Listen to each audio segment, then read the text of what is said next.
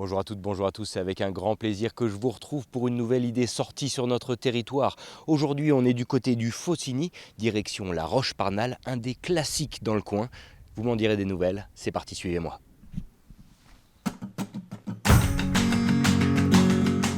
Alors oui, mais non. J'ai dû revoir mes plans en cours de route afin de me dérouter vers la pointe de Surcoût à cause de quelques névés tenaces au niveau du col du Câble. Mais qu'à cela ne tienne, les itinéraires Sommet et Belvédère ne manquent pas dans les parages. Nous sommes donc partis pour 3-4 heures de randonnée sur un tracé pentu mais aucunement difficile. Au départ du parking du Chesnay, le bout de la route de la petite commune d'Orange sur les hauteurs de la Roche-sur-Foron, on s'élance donc de l'altitude 1170 en direction du chalet de Balme.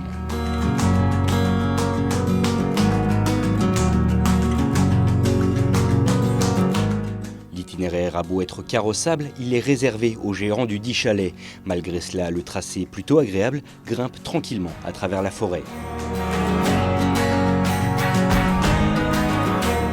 Sommet de 1809 mètres, la pointe de Surcoût est accessible par bien des chemins et est de surcroît le rendez-vous de nombreux pratiquants de sport outdoor. Parapentistes, VTTistes et trailers se croisent ici sans sourciller, tant la topologie du lieu est appropriée à toutes les disciplines.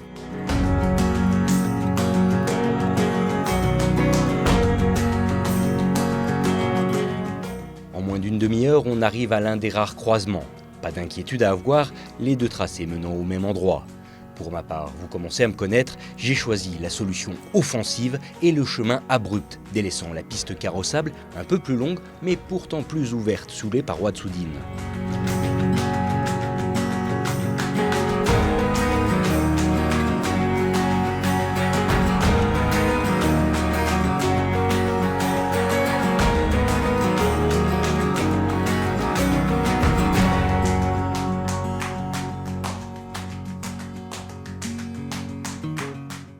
Il s'agit d'un lieu relativement préservé. Dans cette combe, les rencontres avec le gibier sont fréquents pour qui sait regarder et rester discret.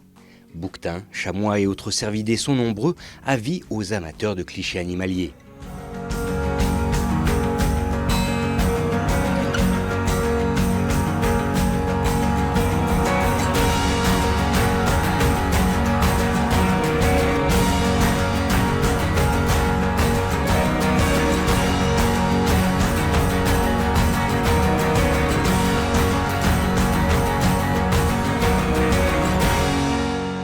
De là, 20 minutes sont nécessaires pour arriver au fameux alpage de Balme et son chalet éponyme. Un arrêt plus qu'au conseillé, ne serait-ce que pour la qualité des mets proposés ou juste pour le sourire des gérants. Toujours est-il que c'est à ce moment que j'ai réalisé que le col du Câble qui mène à la Roche-Parnal était toujours bien fourni en neige, rendant l'itinéraire plus dangereux que prévu.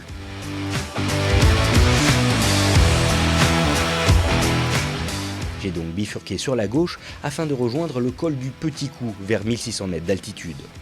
Au sud, on laisse donc la Roche-Parnal, le col de Freux et les Tempes pour se diriger plein nord vers la fameuse pointe de Surcoût, 200 mètres plus haut.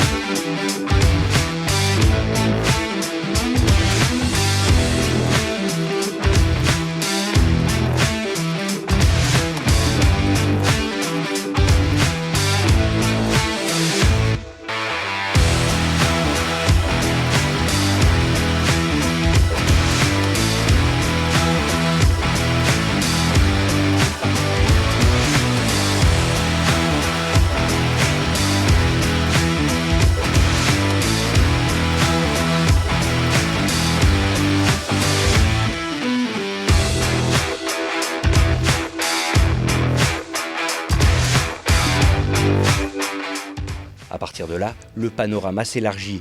Derrière les bornes, la chaîne des Aravis apparaît, surplombée, quand la météo le permet, du Mont Blanc et son massif.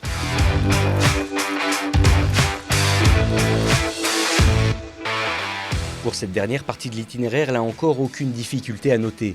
Le chemin s'élève au milieu de l'alpage jusqu'au col sous la pointe, puis au sommet, à 1809 mètres d'altitude.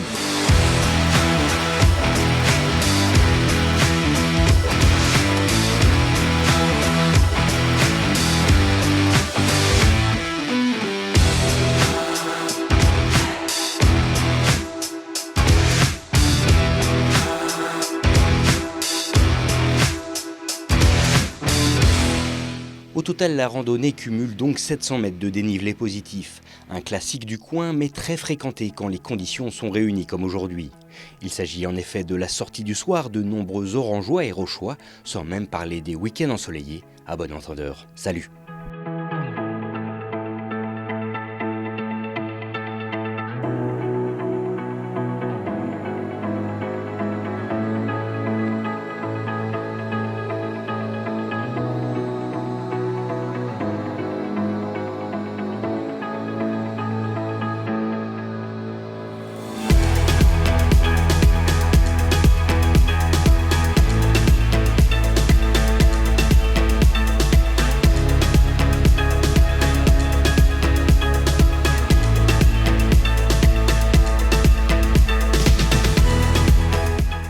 Un belvédère unique vient récompenser les courageux qui pourront savourer une vue qui s'étend de la barre des Écrins au sommet suisse et du Chablais, sans oublier une vraie tribune sur toute une partie de l'arc lémanique. Quant à la descente, de nombreuses options s'offrent à vous. Tout dépend des jouets que vous avez eu la motivation de porter à la montée. En tout cas, nous on s'arrête là pour aujourd'hui, en espérant que ces quelques images vous aient donné un peu d'inspiration pour votre prochaine sortie. Quant à nous, on se retrouve très vite sur notre antenne. Prenez soin de vous et attention en montagne. Allez, bon vol!